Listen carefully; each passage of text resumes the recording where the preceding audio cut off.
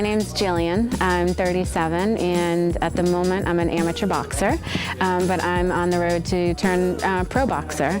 I started with taking classes, boxing classes, in 2011, but it had been a big journey. I started in 2010 to lose weight.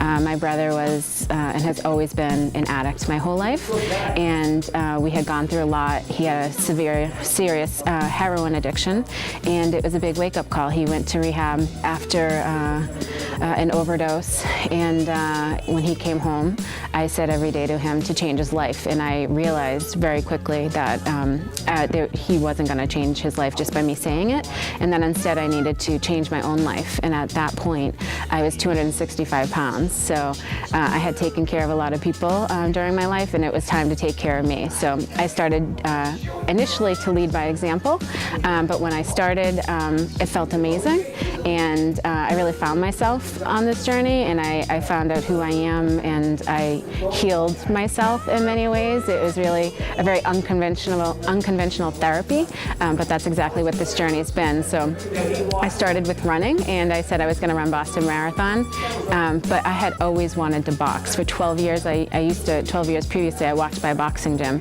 where my coach, who I later got connected with, trained at that same exact time, but we didn't know each other until 12 years later.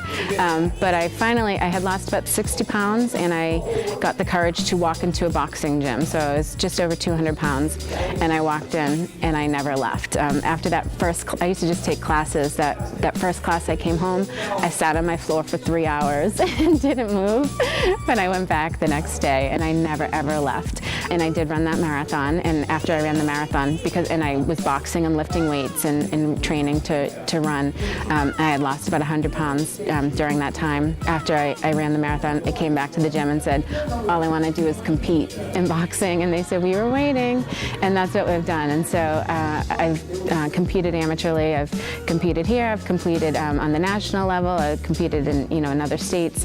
I hold the Rocky Marciano title, but now my goal is to go pro. I feel like I completely, maybe not completely, I'm still always working, but I healed myself. I love myself unconditionally, inside and out. I went through a lot of stuff during the journey. When I first started, when I was running and I was putting all the miles on the road, I did marathon training all by myself. I followed the training program, but I did all my runs on my own, and it was all that time on the road, and it's just you and your head. And in the end, when you're training, it really is just you and your head, and that's the battle. And so during that time, I just went through all the file cabinets of stuff that I had put away and never dealt with, and I just opened them up, and I took out the files, and I used that time to do that. And just accepted and went through it. I didn't have to understand it. I didn't have to be okay with it. I just had to say, hey, this happened, and this is how you dealt with it, and that's it. And I just put all that time going through that. And then when I transitioned over to competing and training to compete, it was different. It was the first time I actually had to trust people, and I had to allow people to help me. I had done everything, all the nutrition, all the weightlifting, all the running, I did all on my own. But boxing, you couldn't teach yourself, and it was actually the next step in my therapy of letting people in, at finally taking down the walls.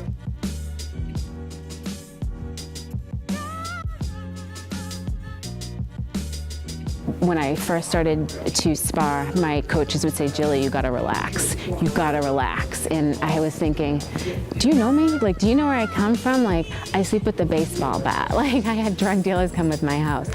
I've used the baseball bat. Like, I'm trying to keep me safe. I was this little girl who's a big pit bull. And now you want me to take down the walls and you want me to relax? It's really hard. So I finally realized, I was in the ring one day with my coach, and he grabbed me by my headgear and he said, you are safe. And I never had someone say that to me, like, you are safe and we will never let you get hurt in here. And so I realized, okay, and now's the time. And so I started taking down the walls, and my next level of therapy occurred. As much as I love makeup, makeup does not define me.